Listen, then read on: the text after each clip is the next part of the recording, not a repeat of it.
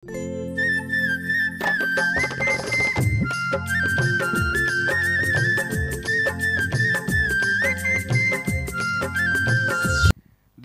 खजाराट आदिम तीर्थंकर श्री आदिनाथ भगवान की दोनों हाथों को आकाश की ऊंचाइयां प्रदान करती हुए पूरी चेतना के साथ आपकी उपस्थिति का एहसास यहां पर हो।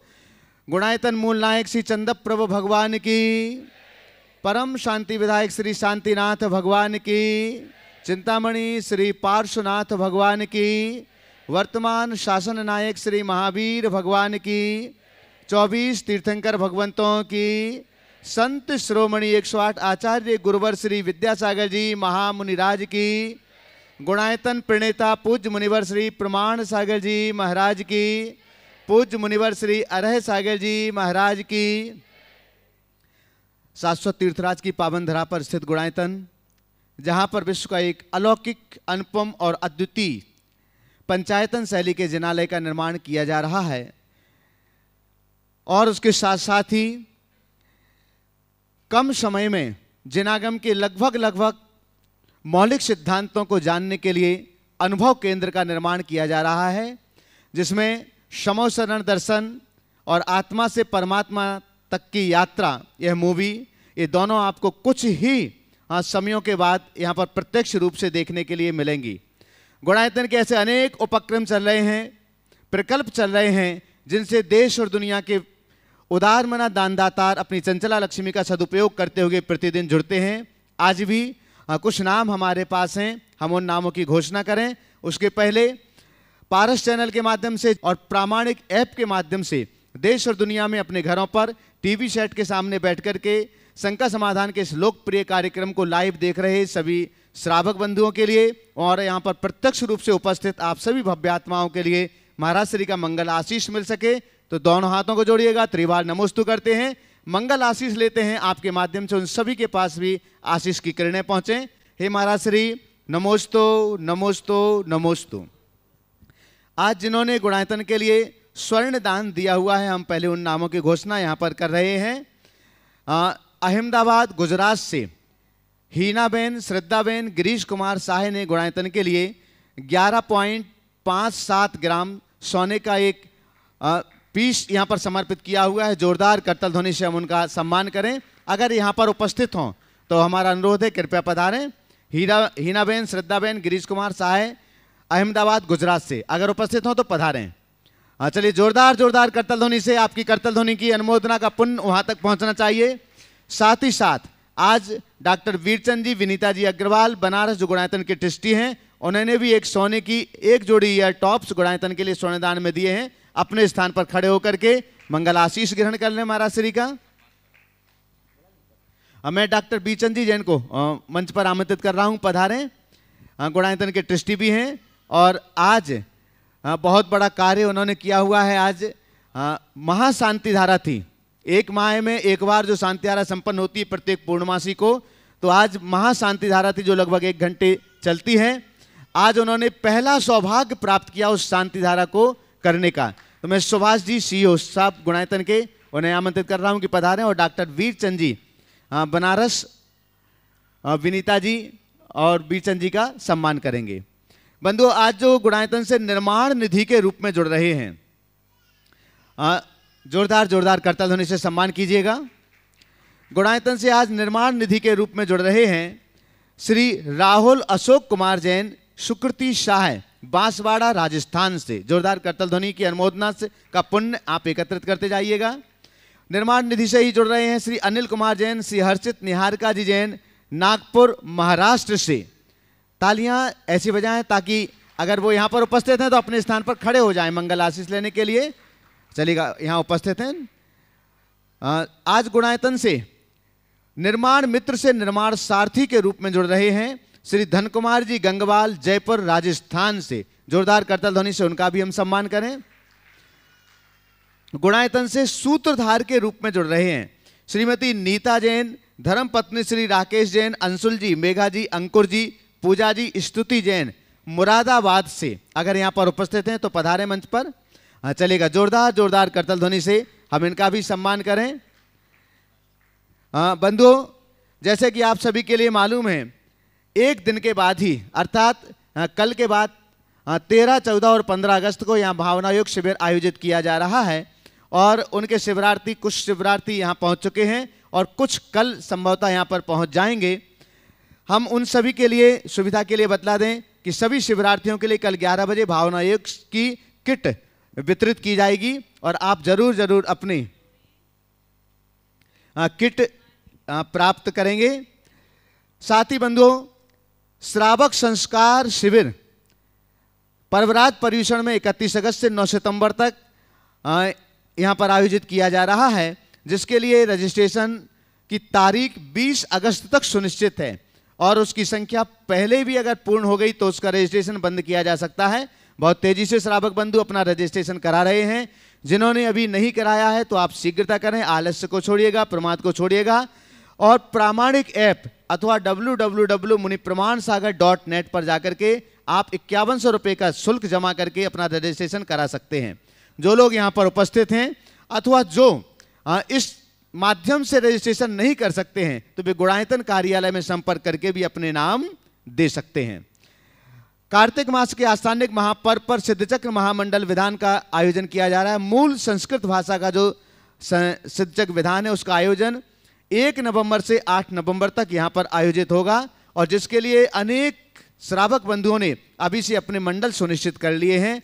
आप भी चाहते हैं कि हम भी सिद्ध भूमि पर सिद्धों की आराधना करने का सौभाग्य प्राप्त करें तो एक परिवार के 8 लोग उस मंडल के साथ में वहां पर बैठ करके आराधना कर सकते हैं और एक मंडल के लिए 3,11,000 रुपए की राशि सुनिश्चित की गई है। आप अभी से अपने मंडल सुनिश्चित कर सकते हैं। बंधुओं, और जैसे कि आप सभी के लिए मालूम है, प्रत्येक दिन अब आप महाराज श्री का प्रवचन प्रातःकालीन जो बहुत ही मौलिक प्रवचनों की श्रृंखला चल रही है अभी गृहस्थ धर्म पर आधारित, उसे सुन सकते हैं सुबह 8:10 पर सीधे पारस चैनल पर लाइव। आप अपने घरों पर बैठ करके सुन सकते हैं, यहाँ पर सुन सकते हैं और जो लोग कहीं रास्ते में रहते हैं तो आप अपने मोबाइल के माध्यम से पारस चैनल पर भी सुन सकते हैं अथवा प्रामाणिक ऐप के माध्यम से भी महाराज श्री का प्रातःकालीन प्रवचन लाइव सुन सकते हैं। महाराज श्री देश और दुनिया में जो इस कार्यक्रम को देख रहे हैं उनके भी प्रश्न आते हैं और हम चाहते हैं कि उनके कुछ प्रश्न जो ऑनलाइन प्रश्न हैं उनको पहले आपके श्री चरणों में हम निवेदन कर रहे हैं। विनोली बागपत उत्तर प्रदेश से नितिन जैन आपके श्री चरणों में नमन करते हुए पूछ रहे हैं, महाराज श्री एक बार किसी व्यक्ति ने विवेकानंद जी से पूछा था कि अगर वृद्धाश्रम में माता पिता की मृत्यु हो जाए तो उस परिवार को कितने दिन का सूतक लगेगा। इस बात को सुनकर स्वामी विवेकानंद जी ने बड़ा सुंदर जवाब दिया कि जिस व्यक्ति ने अपने माता पिता को वृद्धाश्रम में भेज दिया है उसे तो पूरे जीवन भर का सूतक लग गया, वह तो मंदिर में जाने व कोई शुभ कार्य करने लायक रहा ही नहीं। ये मेरा मन का विचार है जो उन्होंने कहा। तो महाराज श्री मेरी शंका यह है कि ऐसा दिखावा करने वाले व्यक्ति का भविष्य कैसा होगा, समाधान करें। बिल्कुल सही कहा है। अगर विवेकानंद जी के संदर्भ में ये बात कही गई है तो वो सूतकग्रस्त तो है ही, वो तो अपराधी भी है। सूतक तो धर्मी को लगता है, अपराधी तो उससे भी निकृष्ट होते हैं। आपने पूछा ऐसे लोगों का भविष्य क्या होगा, ये मान करके चलना इन सब की भावी दुर्गति तय।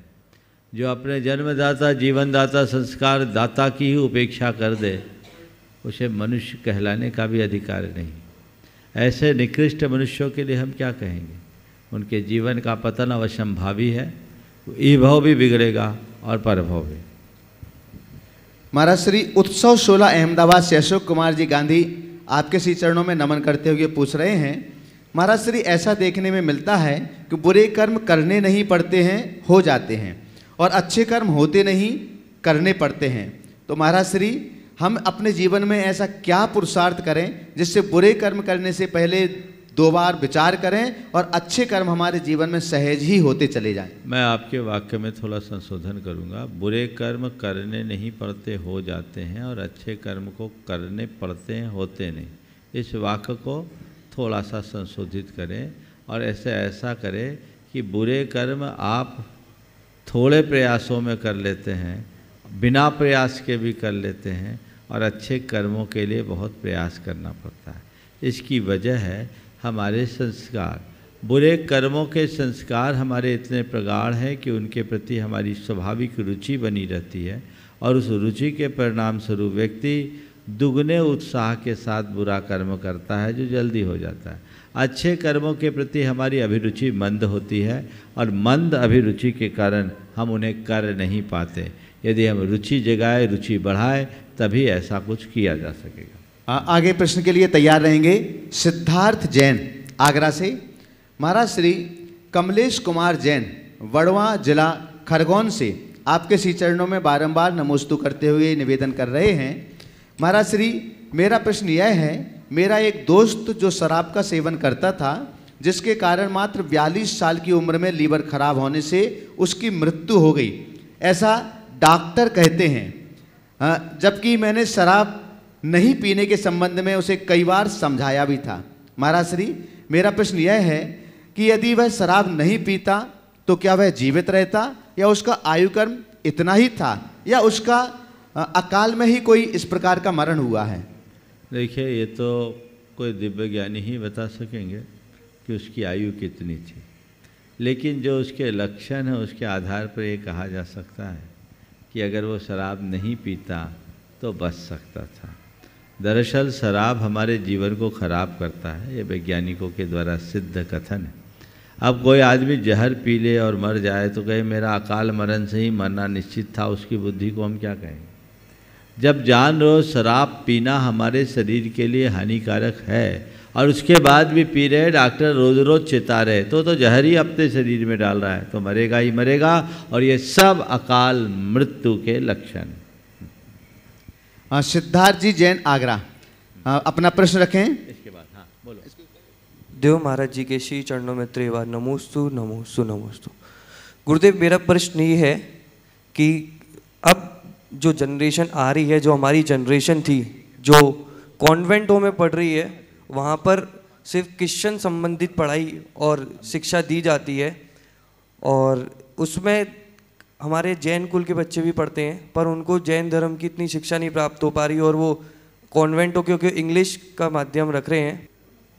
और महाराज भी ये कहना चाह रहा था कि जैसे हमारे कुछ जैन मेरे भाई बंधु हैं, मैं जब उनसे कहता हूँ, हम किसी दूसरे मंदिरों के आगे से निकलते हैं, उनसे कहता हूँ कि आप इन देवी देवताओं के आगे क्यों नतमस्तक होते हैं, तो वो उनमें से एक सज्जन ने मुझे, ऐसा है, आपकी बात को मैं बीच में रोकते हुए कह रहा हूँ, हमें शिक्षा के साथ संस्कारों का ध्यान देना चाहिए। विद्यालयों में जो शिक्षा होती है वो अलग प्रकार की शिक्षा है। हमें घर परिवार में ऐसा वातावरण बनाना चाहिए जिससे लोगों को तत्व ज्ञान की प्राप्ति हो और मूलभूत वीतरागता के संस्कार से जुड़ करके अपने जीवन का कल्याण कर सके, व्यर्थ के आडंबरों और रूढ़िवादियों से बचे। बस आगे चलिए। बंधुओं, आज प्रातःकालीन श्रावक के कर्तव्यों में देव पूजा एक बड़ा कर्तव्य माना जाता है और हम सभी लोग जानते हैं कि द्रव्य जितनी उत्कृष्ट होगी, चाहे वो बर्तन के रूप में हो, वस्त्र के रूप में हो या चढ़ाई जाने वाली द्रव्य सामग्री के रूप में हो, उतना ही उत्कृष्टता हमारे साथ हमें सैयर के रूप में वापस हमारी झोली में मिलता है। और इसीलिए पूजन के बर्तन भी लोहे के बर्तनों से पूजन की द्रव्य सामग्री उसमें सजा करके नहीं करना चाहिए, सर्वोत्कृष्ट होना चाहिए। और बहुत दिन से ये विचार चल भी रहा था, जबकि प्रेमचंद जी तो 4-5 बार कह भी चुके कि महाराज श्री के चरणों में आप एक बार निवेदन कर दें कि यहाँ के सारे बर्तन पीतल के बर्तन हो जाएं तो बहुत अच्छा है। स्टील के बर्तन चल रहे हैं तो चलिएगा, आज शुभारंभ किया जा रहा है और यह सौभाग्य सबसे पहले मुहूर्त का सौभाग्य प्राप्त किया है। हाँ, सुनीता दीदी के माध्यम से, जो यहाँ पर अभी एक बार जोरदार करताल ध्वनि से हम पहले उनका सम्मान करें। खड़ी हो जाएं थोड़ा सा। सुनीता दी कुंडलपुर रहती हैं, अभी शिखर जी में यहाँ पर हैं और उनके माध्यम से यह सौभाग्य प्राप्त किया है। इन्होंने 200 पीतल के पूजन के बर्तनों का सेट गुणायतन के लिए समर्पित किए हुए हैं। श्री कैला, अच्छा 200 तो पीतल के बर्तन के सेट हैं और एक सेट उन्होंने चांदी के 11 सेट। हाँ कोई बात नहीं है, अभी घोषणा तो कर दें, बाकी तो जो करना है सो कर देंगे। वो तो एक चांदी के बर्तनों का सेट भी उन्होंने दिया हुआ है। श्री कैलाशन जी, निर्मला जी, मोहत जी, प्रियंका पुत्र मंत्र कुमार, कत्था वाला परिवार कानपुर, एक बार जोरदार जोरदार करताल ध्वनि से उनका सम्मान करें। ये आवाज इस मंच से उनके पास तक पहुंचना चाहिए और बंधुओं, ये तो 200 पीतल बर्तन के सेट उन्होंने अभी प्रदान किए हैं, लेकिन आप सबको मालूम है कि यहाँ पर तीनों आस्थानिक पर्व पर सिद्धचक महामंडल विधान आयोजित होता है। अभी श्रावक संस्कार शिविर लगेगा और उन सब में लगभग 1000 सेट पूजन बर्तन के लगभग लगते ही लगते हैं। तो हमारा 100 सेट कालिदास छाबड़ा बोलो। चलिएगा, बहुत सुंदर। 100 बर्तन के सेट श्री कालिदास जी छाबड़ा जियागंज से हमारे बीच में गुणायतन के ट्रस्टी मंच पर पधारेंगे और हाँ आ जाइए कालिदास जी मंच पर आ जाएं। जिनके लिए और भी घोषणा करना है तो आप कर सकते हैं। देखिएगा, आपके माध्यम से आप यहाँ रहें या ना रहें, लेकिन आपकी तरफ से जो बर्तन यहाँ पर स्थापित किए गए हैं, लोग यहाँ आएंगे या शिविरों में या विधानों में, इन्हीं बर्तनों में द्रव्य लग करके जो लोग यहाँ पर आराधना करेंगे, उसका षष्ठ्यांश आपकी झोली में पुण्य का हमेशा हमेशा जाता रहेगा। ये भी एक अलग क्वालिटी का पुण्य है। आइएगा, आपके सम्मान करने के लिए हम आमंत्रित कर रहे हैं श्रीमती चंद्रकला जी पाटनी, रांची पधारें, गुणायतन की मंत्री और ट्रस्टी। सम्मान करने के लिए यहीं पर रहें। इसके अलावा और भी किन्हीं के भाव हों कि आज चलिए, जब मुहूर्त हो ही गया है तो मुहूर्त के क्षणों में हम अपनी ओर से अगर यहाँ पर घोषणा करना चाहते हैं तो आप अपनी घोषणा यहाँ पर कर सकते हैं पीतल बर्तन सेट के लिए, ताकि हो सके कि इस बार के श्रावक संस्कार शिविर में अगर आ गए तो ठीक है, नहीं तो कार्तिक मास में होने वाले यहाँ पर विधान में पीतल के बर्तनों में ही द्रव्य सामग्री लग करके भगवान की आराधना संपन्न हो। हाँ बढ़िया, वो तो बढ़िया से बढ़िया। गुणायतन में कोई समझौता नहीं होता है, जो भी अच्छे से अच्छी चीज होगी वही होगी।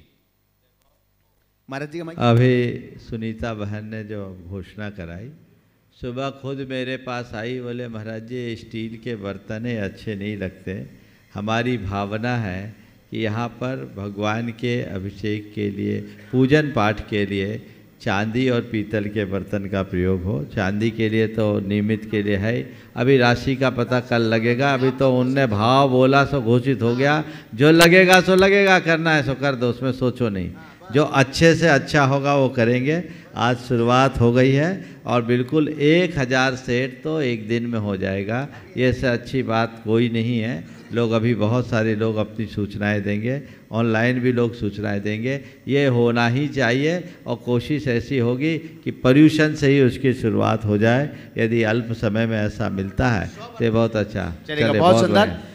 100 बर्तन सेट श्रीमती रजनी राकेश जी गोधा इंदौर, जो गुणायतन के परम संरक्षक है, पधारे मंच पर आ जाएं एक बार।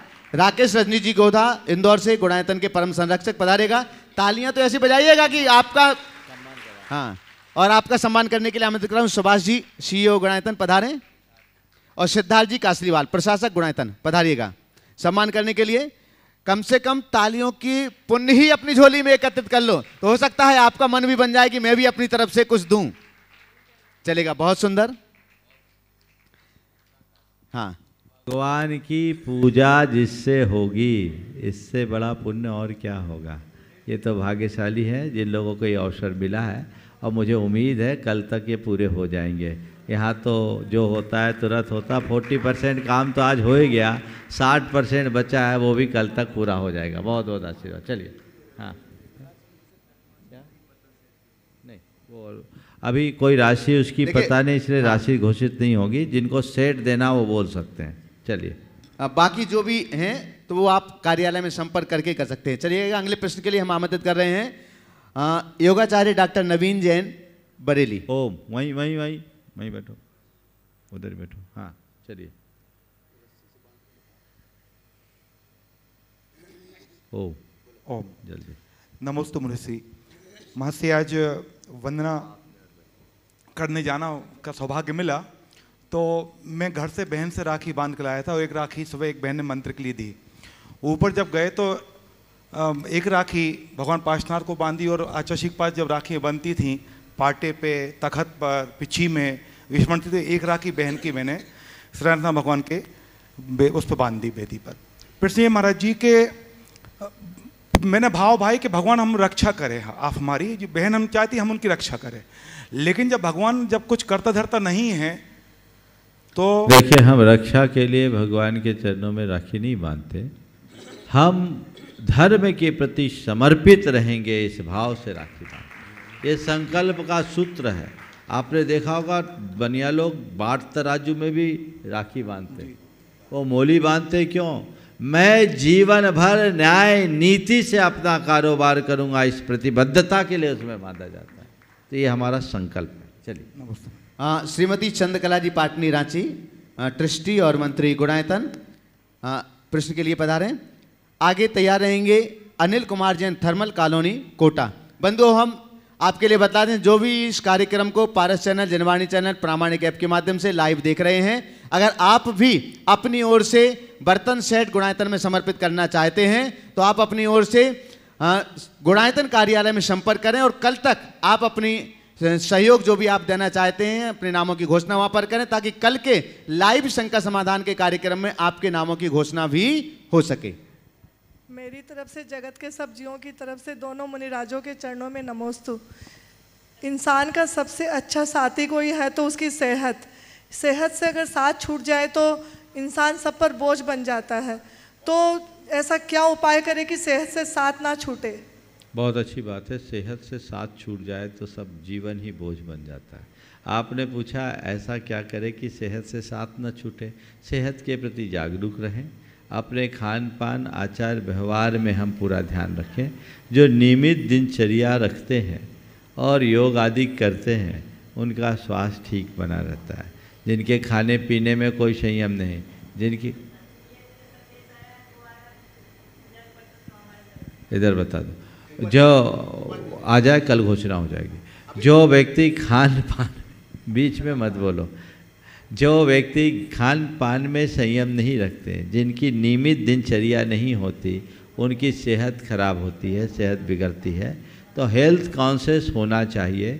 ये समझना चाहिए कि मेरी सेहत मेरे जीवन की एक बहुत बड़ी निधि है, इसमें मुझे किसी भी प्रकार की ढील नहीं करनी।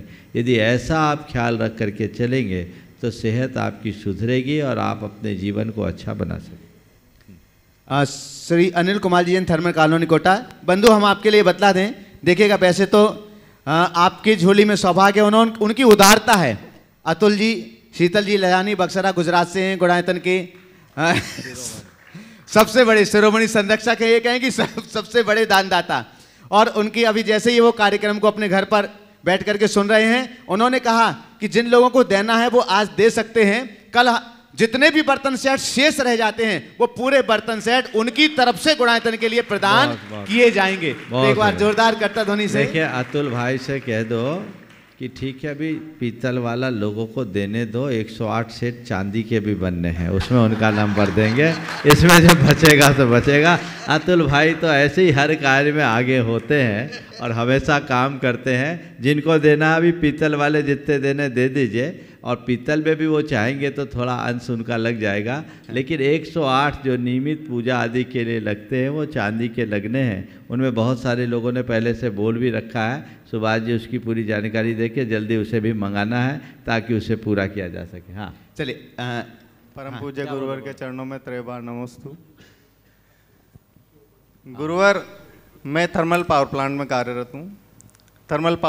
कार्यरत हूँ। वहाँ पे मशीनों का कोई भी मेंटेनेंस का कार्य करने के लिए शुरुआत जो करते हैं, शुभारंभ जो करते हैं, उसमें माला चढ़ा के, तिलक लगा के और नारियल फोड़ के और शुभारंभ किया जाता है। मैंने कहीं पढ़ा था कि सनातन धर्म में नारियल फोड़ना और इस तरीके का क्रियाविधि जो है वो प्रतीकात्मक रूप से पशु बलि का स्वरूप है। तो इसमें देखिए जी, अगर पशु बलि के भाव से नारियल फोड़ रहे हैं तो बिल्कुल नहीं करना, लेकिन नारियल फोड़ने के लिए नारियल फोड़ रहे तो कोई बुराई नहीं। नारियल तो रोज़ फोड़ के ही खाते हैं लोग। तो एक मांगलिक प्रतीक के रूप में नारियल एक शकुन होता है कि नारियल फोड़े और सफ़ेद निकल गया तो काम सिद्ध हो गया। अगर आप इस आशय से फोड़ते तो कोई बात नहीं हो सकता। देखिएगा, अनिल जी इंजीनियर अशोकनगर से हैं, पधारे एक बार।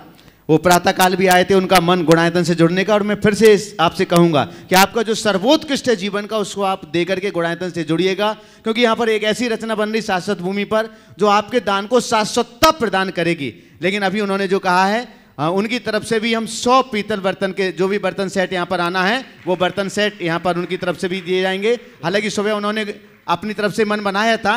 हाँ, हाँ बिल्कुल बिल्कुल, आप अच्छे से जुड़िएगा। आपके सम्मान के लिए सुभाष जी सीओ गुणायतन पधारेंगे आपका सम्मान करने के लिए। 500 हो गए और 500 के लिए पहले से खड़े हैं। मुझे उम्मीद है कल तक पूरे हो जाएंगे और ये पूरा होगा और उसके बाद जो रजत के होंगे वो होंगे। चलिए, बहुत सुंदर। इंदौर से गुणायतन के परम संरक्षक। इसके बाद तैयार रहेंगे डॉक्टर बीरचंद जी विनीता जी अग्रवाल बनारस ट्रस्टी गुणायतन। प्रातः स्मरणीय गुरुदेव के चरणों में सत नमन। बहुत खुशी की बात है, आज का बहुत शुभ दिन है कि आज हमारे गुणायतन में एक नहीं 4 काम संपन्न हुए। सबसे पहले श्री गुरुदेव के मुख से भेद शांति आ रही 1000 मंत्रों के साथ। तत्पश्चात भगवान श्यासनाथ जी के निर्माण कूट संकल्प कूट पर यहीं पर चढ़ाया गया। जी गुरुदेव, आज बहन भाई का पवित्र पावन त्यौहार रक्षाबंधन मनाया गया, वात्सल का प्रतीक। लेकिन क्या रक्षाबंधन यही है? पूज्य आचार्य श्री गुरुदेव ने पूज्य आचार्य श्री ने हजारों जीवों की रक्षा करके उनको गौशाला में पहुंचाया। क्या वो रक्षाबंधन नहीं था? पूज्य आचार्य श्री ने अनेकों पुराने तीर्थों की रचना करी, उन तीर्थों की रक्षा करके की। क्या वो रक्षाबंधन नहीं था? हमारी पूज्य दीदियों ने बहुत सुंदर तरीके हार बना के हमारे गुरुवर को खिला रहे हैं, गुरुवर की साधना में आगे बढ़ा रहे हैं। क्या वो रक्षाबंधन नहीं है? तुम्हारा पूछने का आशय मैं समझ गया कि आप ये पूछना चाह रहे हैं कि रक्षाबंधन का व्यापक अर्थ क्या है। जी गुरुदेव। हाँ, तो देखो, आज सुबह भी मैंने अत्यंत संक्षेप में कहा था, धर्म की रक्षा, धर्मायतन की रक्षा, धर्मात्मा की रक्षा और धर्मायतनों की सेवा करने वालों की रक्षा, ये चारों संदर्भ में हमें रक्षाबंधन को समझना चाहिए। रक्षाबंधन हमारी संस्कृति की रक्षा की प्रतिबद्धता का भी द्योतक है। हमें सब संदर्भ में रक्षाबंधन को देखना चाहिए। ओम। जी गुरुदेव, नमस्ते। डॉक्टर वीरचंद जी विनीता जी अग्रवाल बनारस ट्रस्टी गुणायतन, और आज इन्होंने गुणायतन के लिए स्वर्ण दान भी दिया है। सोने की एक जोड़ी ईयर टॉप्स दी। एक बार जोरदार करता ध्वनि से उनका हम सम्मान करें। आपके बाद में तैयार रहेंगे अनिमेश जी कटनी। श्री गुरुवर के चरणों में कोटि कोटि नमन। हे गुरुवर, हम अधिकांश जीव जब विपत्ति कष्ट होता है तो उस समय पूजा भक्ति आराधना स्तोत्र पाठ आदि प्रारंभ करते हैं, पर बाद में जाकर के उसी में रमते रमते अंदर से आंतरिक भावों से वही पूजा पाठ स्तोत्र आदि का अच्छे भावों से निर्मल भावों से करने लगते हैं। पर अंतरस्थल में कहीं ना कहीं एक तो रहता है कि हम कष्ट निवारण के लिए कर रहे हैं, वो अंतर चेतना में रहता है। तो क्या इससे कर्म निर्जरा होती है? देखिए, भक्ति हमारे जीवन का एक महत्वपूर्ण अंग है और भक्ति मुक्तिदातार, ऐसा आप लोग रोज़ बोलते हैं, करना चाहिए। अब रहा सवाल, कष्ट निवारण की भावना से भक्ति हम करते हैं, विपत्तियों में जब उलझे रहते हैं तब भक्ति करते हैं, हमारी भक्ति वह सार्थक होगी या नहीं? तो पहली बात तो मैं आपको ये कहूँगा, बच्चे को जब पीड़ा होगी तो माँ के आंचल को छोड़कर और कहाँ जाएगा। हमारे जीवन में जब दुख कष्ट संकट आते हैं तो उस समय भी हमें भगवान ही शरण के रूप में आते हैं। उसमें प्राथमिक लोग भगवान से गुहार लगाते हैं और समझदार लोग भगवान से उन विपत्तियों को सहने की सामर्थ्य की कामना करते हैं। तो विपत्तियाँ आए, भगवान के चरणों में जाओ, हे प्रभु मेरे कष्ट का निवारण हो, ये प्राथमिक स्तर के भक्तों की बात है। और हे प्रभु कितना भी कष्ट आए मैं उन्हें सह सकूँ, उनमें विचलित ना हूँ, ये उत्तर अवस्था के साधक की बात। तो हम अपनी विपत्तियों को सहने की सामर्थ्य भगवान से प्रार्थना करें कि ऐसी सामर्थ्य हमें मिले और हम अपने जीवन को आगे बढ़ाएं, यह उत्तम मार्ग है। रहा सवाल कर्म की निर्जरा का, दूसरे स्तर पर करते हैं तो कर्म की निर्जरा तो होती ही होती है, हमारा मनोबल भी ऊंचा होता है। और पहले स्तर से करते हैं, पुण्य बनता है, आत्मविश्वास बढ़ता है, हमने भगवान से प्रार्थना कर ली, अब मेरा काम हो जाएगा, तो हमारा वह आत्मविश्वास हमारे बाधाओं और रुकावटों के निवारण में कारण भी बनता है। इसलिए कभी हम इस तरीके से करते हैं तो उसे गलत तो नहीं कह सकते, लेकिन ये प्राथमिक स्तर के लोगों की बात है जो तत्व को जानते हैं, वस्तु को के स्वरूप को जानते हैं, वह भगवान को एक संबल के रूप में लेते हैं जिनसे अपनी शक्ति और सामर्थ्य को विकसित किया जा सके। नमस्ते महाराज जी, नमस्ते। अनिमेश जैन कटनी, इसके बाद तैयार रहेंगे मोहित जैन दिल्ली, दृष्टि गुणायतन। गुरुदेव के चरणों में बारंबार नमोस्तु नमोस्तु नमोस्तु। गुरुदेव, मुझे बहुत लोग कहते हैं कि मेरा मन बहुत चंचल है और कई बार आपने भी ये मुझसे कहा है। तो गुरुदेव, मैं इसका मतलब ये समझता हूँ कि मैं बाहरी लोगों के इन्फ्लुएंस में बहुत जल्दी आ जाता हूँ। तो गुरुदेव, जो हमारे जैसे यूथ हैं उनको ऐसा क्या करना चाहिए कि उनके मन में सेल्फ कंट्रोल बना रहे और वो धर्म से भी जुड़े रहें और अपनी पढ़ाई को भी आगे बढ़ा सकें? बहुत अच्छा सवाल किया है। सवाल तुम्हारा नहीं, तुम्हारे जैसे इस उम्र की पड़ाव से, इस उम्र के दौर से गुजरने वाले बहुत सारे लोगों का है। इस उम्र में हमारे अंदर अलग अलग नए नए तरह के उन्मेष प्रकट होते हैं, भावनाएं प्रकट होती हैं, और ऐसे स्थिति में जिन लोगों का अपनी भावनाओं पर नियंत्रण करने की सामर्थ्य होती है वे तो आगे बढ़ जाते हैं, और जो बात बात में प्रभावित हो जाते हैं वो बीच में ही अटक जाते हैं। तुमने पूछा है कि हम अपना सेल्फ कंट्रोल कैसे बढ़ाएं, तो एक ही बात है, नियमित भावना योग करो। कल छोड़ परसों से भावना योग की शुरुआत होगी। यद्यपि तुम भावना योग का प्रशिक्षण पहले ले चुके हो, भावना योग नियमित करो। और एक बात अपने मनोमस्तिष्क में हमेशा रखो, मुझे अपना लक्ष्य पाना है और मुझे वही करना है जो सही हो। मुझे अपना लक्ष्य पाना है और मुझे वही करना है जो सही हो। ये दो वाक्यों की कमांड अपने मानस में निरंतर देते जाएं तो अंतश्चेतना में ऐसे संस्कार आएंगे और हमारा जो भटकाव है वो नियंत्रित हो सकेगा। हमें उसके लिए इसके साथ साथ अपनी संगति का भी ध्यान देना है। हम अच्छे लोगों की संगति में रहें, क्योंकि संगति का हमारे मन पर बहुत गहरा प्रभाव पड़ता है। जिस किसी की संगति से हमारे मन में बहुत बड़ा भटकाव आ सकता है। मोहित जैन दिल्ली, दृष्टि गुणायतन। आगे तैयार रहेंगे राजेश जैन लंदन, छतरपुर निवासी, दृष्टि गुणायतन। नमस्ते महाराज जी। मेरा प्रश्न मेरे लिए बहुत इम्पोर्टेंट है। मेरे तीन बेटे हैं और धार्मिक संस्कार की उन्हें बहुत ज़्यादा ज़रूरत है, ऐसा मुझे लगता है।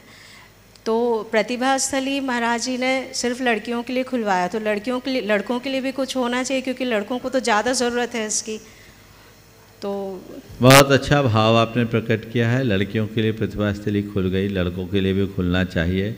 भावना भाइये, हो सकता है बहुत जल्दी वो साकार हो। राजेश जैन लंदन। लेकिन एक बात और कहूँगा, खड़े रहें मोहित जी 2 मिनट। जब वो प्रतिभा स्थली खुले, प्रतिभा स्थली की तरह बच्चों के लिए कोई ऐसा विद्यालय खुले, वो तो ठीक है, उसमें कुछ ही लोग शामिल हो पाएंगे। लेकिन मैं ये चाहता हूँ घरों में ऐसा वातावरण बनाया जाए कि घर भी पाठशाला जैसे संस्कार दे सके। बच्चों के भविष्य को हम तभी संभाल सकते हैं। ये व्यवहारिक रूप से पूरी तरह सही नहीं है कि किसी ऐसे संस्थान के खुलने में हम सभी बच्चों को उसमें शामिल कर ही दें। जो शामिल होंगे उनके लिए भविष्य में सुविधाएं मिलेगी, अच्छी बात है। लेकिन नहीं है तो क्यों ना हम घर परिवार का वातावरण अच्छा बनाएं। उनके हृदय में पाप से डर, उनके हृदय में संवेदनशीलता, उनके हृदय में कुल का गौरव और कर्तव्य निष्ठा का बोध अगर हमने करा दिया तो बच्चे कभी भटकते नहीं। उन्हें उनकी संगति के विषय में भी हमें जागरूक करना चाहिए, औचित्य गुण का बोध कराना चाहिए। जीवन में क्या उचित है क्या अनुचित है इसकी समझ उनके अंदर विकसित करनी चाहिए। यदि ये सब बातें हम घटित कर ले तो बच्चों में अच्छे संस्कार आते हैं, वो उनमें दृढ़ होते हैं, टिकते भी हैं। और इन संस्कारों को और सबल बनाने के लिए, धार्मिक शिक्षा देने के लिए मैं चाहूँगा सभी लोग प्रामाणिक समूह से जुड़े। प्रामाणिक पाठशाला जो ऑनलाइन है, बड़ी डिजिटल तरीके से आप सबको उसमें बच्चों को तत्व बोध कराया जाता है। आप उनसे संपर्क करें, धर्म की शिक्षा भी मिलेगी और घर परिवार से अच्छे संस्कार मिलेंगे तो हम बच्चों के भविष्य को अच्छा बनाने में काफ़ी कुछ समर्थ हो सकेंगे। Rajesh Jain London, trustee Gunayatan. आगे तैयार रहेंगे श्रीमती संध्या प्रेमचंद जी जैन, उपकार सागर, ट्रस्टी गुणायतन। आज बच्चे साथ में महाराज जी, तो इन लोग वहाँ रहते हैं विदेश में, तो क्या करें कि आगे चल के कभी धर्म से विमुख ना हो, तो इनको भी और विदेश में रहने वाले बाकी से बच्चों को भी। देखिए, बहुत अच्छा भाव आपने प्रकट किया। पहले तो मैं चाहूँगा एक बार राजेश भाई का करतल ध्वनि से आप सब सत्कार करें। ये लोग लंदन में एक जिन मंदिर के निर्माण की तैयारी कर रहे हैं और मुझे उम्मीद है बहुत जल्दी वो साकार होगा, बहुत जल्दी हो जाएगा। मैं पूरे के पूरे समूह को आशीर्वाद देता हूँ कि उनका संकल्प शीघ्र साकार हो। अब आपने पूछा है कि बच्चों के अंदर भटकाव ना आए, उसके लिए क्या करें। आपके द्वारा बनाया गया मंदिर बच्चों को जैन होने का बोध उनके आखिरी सांस तक कराता रहेगा, मुझे इसमें कोई संशय नहीं। और एक बहुत अच्छा उपक्रम है और सभी को चाहिए कि ऐसे कार्य को बढ़ चढ़ करके हिस्सा लेकर के पूरा करें। आपने पूछा है कि वहाँ रहने वाले लोगों के संस्कार सुरक्षित रहे, उसके लिए क्या करें। मुझे कह कर के बहुत अच्छा लग रहा है कि वहाँ रहने वाले खासकर यूएस के लोग मेरे संपर्क में हैं, वहाँ और विशुद्ध भारतीय बन गए, वहाँ पाठशालाएं चल रहे हैं, बच्चों को उतना ज्ञान हो रहा है जितना भारत में नहीं, उनकी नींव मजबूत कर रहे हैं। वहाँ पर रह कर के भी लोग रात्रि भोजन और जमी कंद का त्याग करने के लिए उत्साहित हो रहे हैं, इससे बड़ी बात और क्या होगी। मेरा मानना है व्यक्ति के हृदय में निष्ठा हो तो देश काल की सीमाएं बाधक नहीं होती। इन बच्चों के हृदय में धर्म के संस्कार आप आरोपित करें, उनके धार्मिक निष्ठा को जागृत कर दें। यदि बच्चों में धर्म निष्ठा पूरी तरह प्रकट हो जाए तो फिर उन्हें ज़्यादा कुछ कहने की ज़रूरत नहीं है। पाठशालाओं के माध्यम से खुद घर में भी ऐसा वातावरण बनाएं जिससे बच्चों को, यद्यपि उनकी व्यस्तता है, रोज़ रोज़ ऐसा नहीं कर सकते, पर सप्ताह में एक दिन तो हम धार्मिक बातें उनसे करें और संस्कारों की प्रमुखता पर हम ध्यान दें, तो बच्चों में भटकाव नहीं आएगा, बच्चे स्थिर होंगे और धर्म की परंपरा को आगे बढ़ा सकेंगे। नमोस्तु महाराज। श्रीमती संध्या प्रेमचंद जी जैन। बच्चों को पूछना है क्या? है किसी के प्रश्न? चलेगा। श्रीमती संध्या प्रेमचंद जी जैन, उपकार एजेंसी सागर, ट्रस्टी गुणायतन। आगे तैयार रहेंगे गुंजन जैन, दुबई। मुनि श्री को नमोस्तु, मुनि द्वय को नमोस्तु नमोस्तु नमोस्तु, परिवार की ओर से और सारे जगत के प्राणियों की ओर से नमोस्तु नमोस्तु नमोस्तु। बोलो। मुनि श्री, जब बच्चे छोटे रहते हैं उनकी जो भी समस्याएं रहती हैं हम उन्हें उन समस्याओं का समाधान करते हैं, मगर इस पड़ाव में आने के बाद अगर हमारी कोई पर्सनल समस्याएं हैं तो हम अपने बच्चों से शेयर करें तो कैसे? बच्चों की समस्याओं को आप उसका समाधान देते हैं। अब हमारी कोई समस्या है तो बच्चों से शेयर कैसे करें? मेरी राय में इसमें कोई संकोच नहीं करना चाहिए। बच्चों से खुली चर्चा करनी चाहिए, उनको परिस्थितियों का बोध कराना चाहिए, और अगर बच्चों को ठीक तरीके से समझाया जाए और बच्चों को समझ में आ जाए तो हमारी जटिलतम समस्याओं का भी निवारण वो कर सकते हैं। ये संकोच उचित नहीं है कि हम बच्चों से कैसे बोलें, अपने ही तो बच्चे हैं, और उम्र के एक पड़ाव में आने के बाद ज़रूर बताना चाहिए ताकि हमारा लक्ष्य पूरा हो सके और हम अपने जीवन के मूलभूत उद्देश्यों को प्राप्त कर सकें। गुंजन जैन, दुबई। आगे तैयार रहेंगे ऋषभ कुमार जैन, प्रोटोकॉल ऑफिसर, कोटा। महाराज जी के चरणों में नमोस्तु। महाराज जी, मेरी जो क्वेश्चन है वो शंका है और चिंता भी है। आज के समय में सब कुछ ऑनलाइन चलता है और बहुत सारा जो अपना साहित्य है वो यूट्यूब के माध्यम से बच्चे पढ़ते हैं। बच्चे बोलते हैं कि मैं जैन स्टोरी देख रहा हूँ, लेकिन वो सही है कि नहीं वो कैसे हम लोग जस्टिफाई कर पाएंगे? क्योंकि जितने भी समाज के बच्चे हैं वो बोलते मोबाइल में जैन स्टोरी देख रहे हैं और लगता भी जैन स्टोरी देख रहे हैं, लेकिन उसके अंदर जो कंटेंट होता है बहुत सारा कहीं कहीं गलत होता है।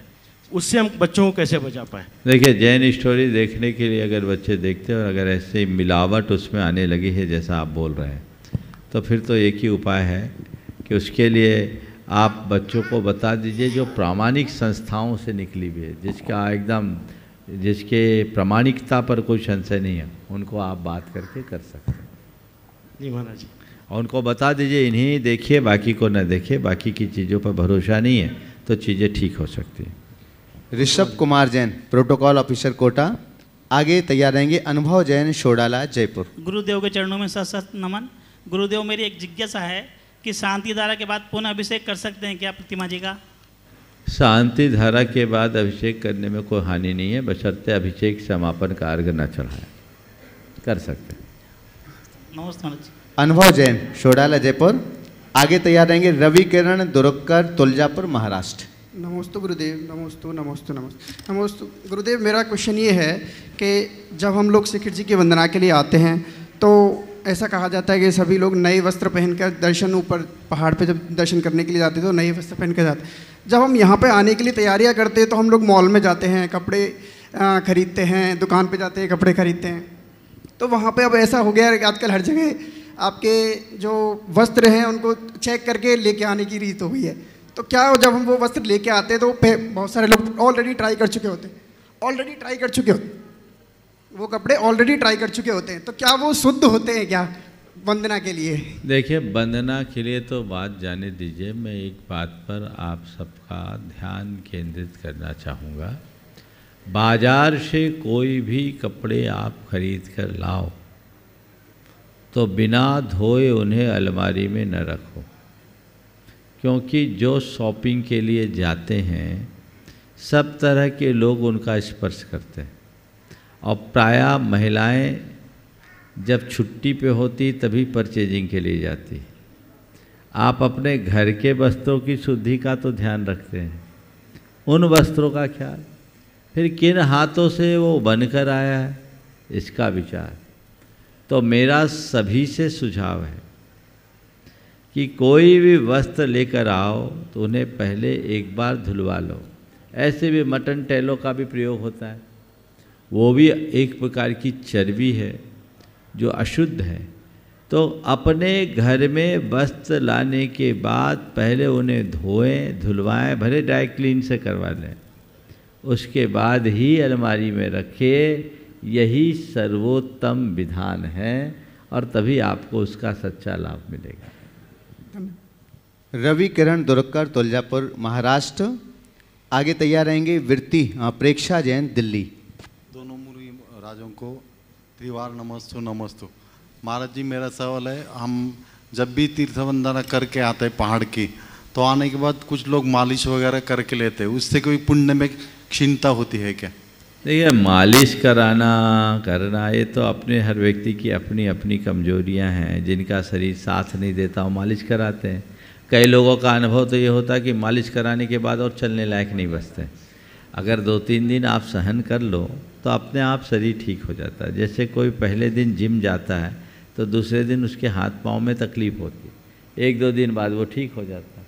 इसी तरह व्यक्ति को कहीं भी ऐसी स्थिति हो तो उसका ध्यान रखना चाहिए।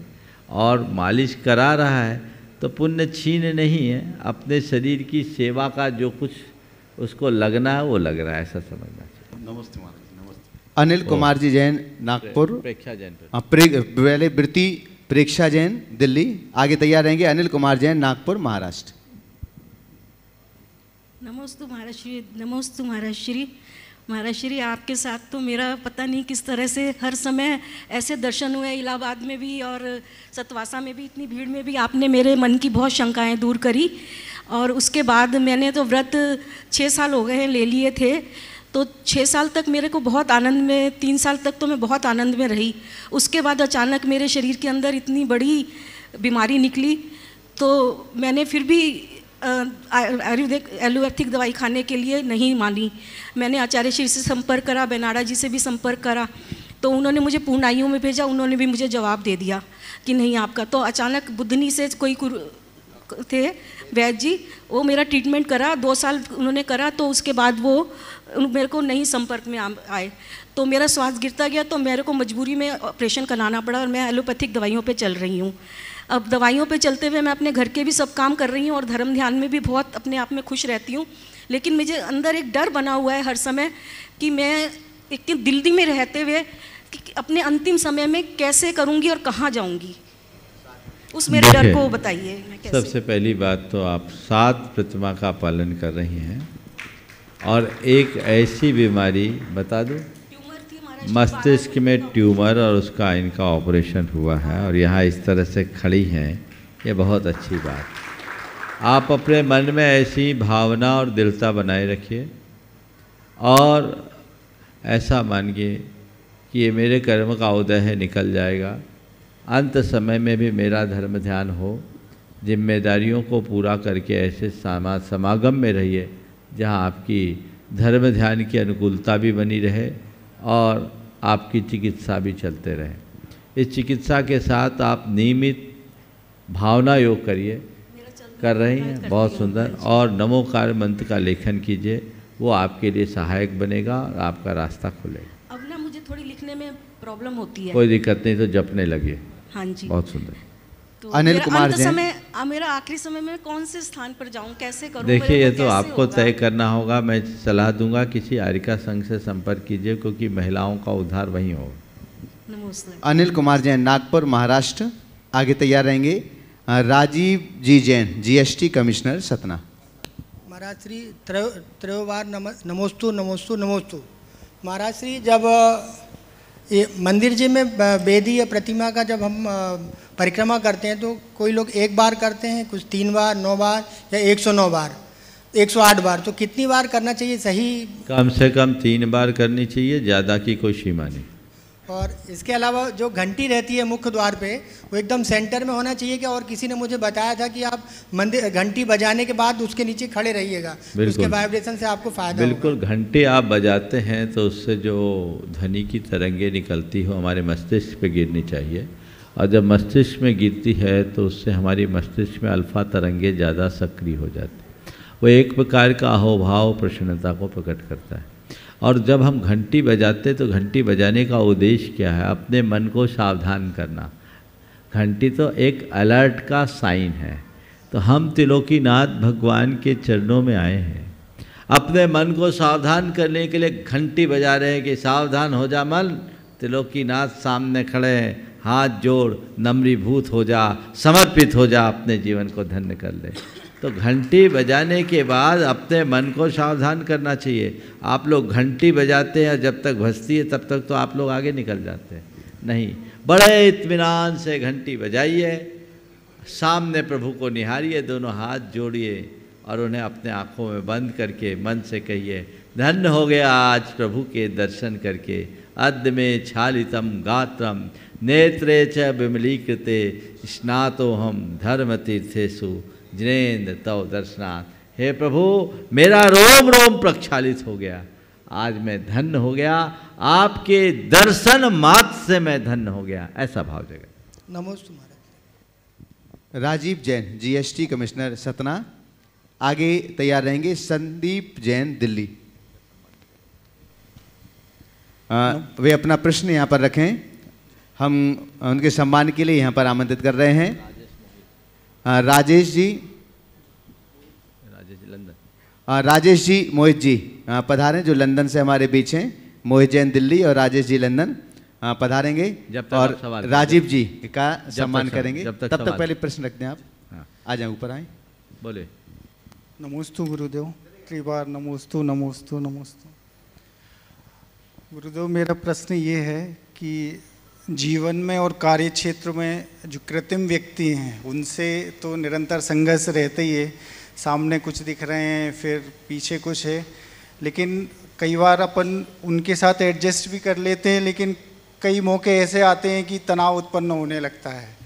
तो ऐसे मौक़ों से कैसे निपटें? वो तो सदैव बने रहते हैं कार्य क्षेत्र में भी और जीवन में भी। देखिए, मैं तो पहले चाहूँगा एक बार जोरदार करतल ध्वनि से राजीव भाई का स्वागत करें। एक अधिकारी होने के साथ साथ एक अच्छा श्रावक भी है, और मैं ये चाहता हूँ कि इनका श्रावक बना ऐसे ही बना रहे। आपने पूछा है कि जीवन में जिनके अंदर दोहरापन होता है उनके साथ हम अपने आप को कैसे समाविष्ट करें, कैसे उनके साथ एडजस्ट करें। हमारे मन में तनाव तो होता ही रहता है, और उस स्थिति में हम अपने आप को कैसे संभालें। उसको संभालने का एक ही उपाय है कि अपने आप को दृढ़ रखें। तुम जिस विभाग में हैं वहाँ तो ये दोहरा चरित्र सबका होता ही है, इस तरह का काम उनको करना ही है। हमें सूझबूझ से अपना काम करना है, और जितना बन सके करके हमें एक बात का ध्यान रखना है, हमसे गलत ना हो, अच्छा हम कर पाए या ना कर पाए, इतना हम ध्यान में रखें तो बाकी चीज़ें सब टल जाती है। जहाँ ऐसी विषम परिस्थिति आए वहाँ चीज़ों को नज़रअंदाज करना भी हमें सीखना चाहिए। कुछ चीज़ों को नज़रअंदाज कीजिए और कुछ चीज़ों को बर्दाश्त कीजिए। आइएगा, आपका सम्मान करने के लिए हम आमंत्रित कर रहे हैं मोहित जी जैन दिल्ली और राजेश जी जैन लंदन से। हाँ कोई बात नहीं, आप आ जाओ, आप ही आ जाओ। हाँ थोड़ा सा आगे आ जाएं, वहीं से करो सम्मान। जोरदार जोरदार करते, दोनों जन को एक साथ खड़ा कर लो, आप एक साइड आ जाओ, आप दोनों एक साथ हो जाओ जोड़ी से। हाँ चलेगा, जोरदार जोरदार करतल ध्वनि से सम्मान कीजिए बंधु। हाँ आप भी कुछ बोलेगी, सवाल है आपका भी, दो। हाँ बोलिएगा। नमोस्तु महाराज जी, नमोस्तु नमोस्तु। बोले महाराज जी, मेरा क्वेश्चन ये है कि आज की जनरेशन के हिसाब से कैसे सामंजस्य बिठाएं हैं? आज के जनरेशन के हिसाब से कैसे सामंजस्य बिठाए, वो जनरेशन की जनरेशन मान करके उसे एक्सेप्ट करें और ये देखें कि समय के अनुरूप जो परिवर्तन होता है उसे हमें स्वीकारने के लिए तैयार होना चाहिए। दो चीज़ें हैं, एक शाश्वत मूल्य और एक सामयिक मूल्य। जो शाश्वत मूल्य है उनमें कभी कोई समझौता नहीं करना चाहिए, पर जो सामयिक है उसे यथा प्रसंग एडजस्ट कर लेना चाहिए, तभी हम कुछ आगे बढ़ सकें। हाँ नमोस्तु महाराज जी, मेरा प्रश्न ये था कि हम लोग जब अच्छा करते हैं तो हमारे साथ बुरा होता है और जो लोग बुरा करते हैं उन लोगों के साथ अच्छा, तो ऐसे तो दुनिया में हर कोई बुरा बन जाएगा। बहुत अच्छा सवाल किया है। हम लोग अच्छा करते तो भी बुरा होता है, बुरा करते हैं उनके साथ अच्छा होता है, और अगर ऐसा ही चलेगा तो सब कुछ बुराई हो जाएगा। लेकिन पूरे दुनिया में बुरा होगा ऐसा मत सोचो। क्यों? हम अच्छा करते हैं तो हमको उसका अच्छा फल मिलता है, तुरंत मिलता है। मैं तुमसे एक सवाल करता हूँ, तुम अगर किसी को भूखे को रोटी खिलाते हो, अच्छा काम है कि नहीं?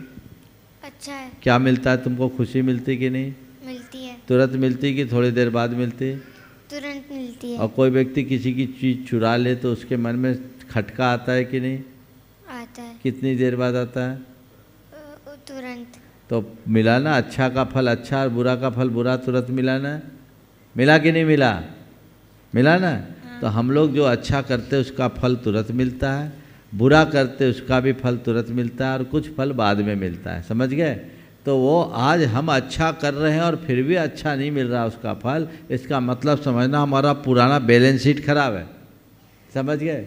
वो अकाउंट सेटल हो रहा है। और आज दूसरे लोग बुरा करके भी कुछ अच्छा देख रहे हैं तो वो अच्छा दिख रहा है, पुराना अच्छा है, लेकिन उनका परिणाम उनको भी बुरा ही भोगना पड़ेगा। उनके दिमाग में टेंशन होगा, अशांति होगी। समझ गए? उनको रात में नींद की गोलियां फांकनी पड़ती है। दिख रहा है पैसा बढ़ रहा है, प्रतिष्ठा बढ़ रही है, ये सब हो रहा है, लेकिन चैन नहीं है। और एक आदमी धर्म से जीता है, संतोषपूर्वक जीता है, उसके पास और कुछ हो या ना हो, सुख चैन बना रहता है। ऐसा बना रहे। ठीक है? एक और आखिरी। संदीप जैन दिल्ली, बोलिए। नमस्ते महाराज, मेरा प्रश्न इस चली से ही है कि शिखर जी में हमारे आध्यात्मिक जो माइक ठीक से पकड़िए, बोलिए। हाँ आप बोलिए। जो हमारे तीर्थंकर हैं उनको मोक्ष मिला है बहुत सारे, तो ये कुछ इस भूमि की पुण्य है, क्या है इस परमाणु में? क्या निश्चित ये शाश्वत भूमि है। यहाँ का प्रभाव कुछ ऐसा है कि यहाँ अनंत तीर्थंकरों ने मुक्ति को प्राप्त किया है, तो जो आएंगे वहाँ पॉजिटिविटी उसकी है, इतनी सकारात्मकता है और ऊर्जा का एहसास तो हर किसी को होता है जब हम लोग ऊपर जाते हैं। तो निश्चित ये धरा बड़ी पुण्य धरा है, इसलिए ही तो कहते हैं एक बार बंदे जो कोई ताहे नरक पशु गति नहीं हुई। इस प्रकार आज के इस सत्र को परम पूज्य गुरुदेव के चरणों में नमन अर्पित करते हुए मैं यहीं पर विराम दे रहा हूँ। बोलिए परम पूज्य आचार्य गुरुवर श्री विद्यासागर जी महाराज की, पूज्य मुनिवर श्री प्रमाण सागर जी, अरह सागर जी महाराज की। ओम।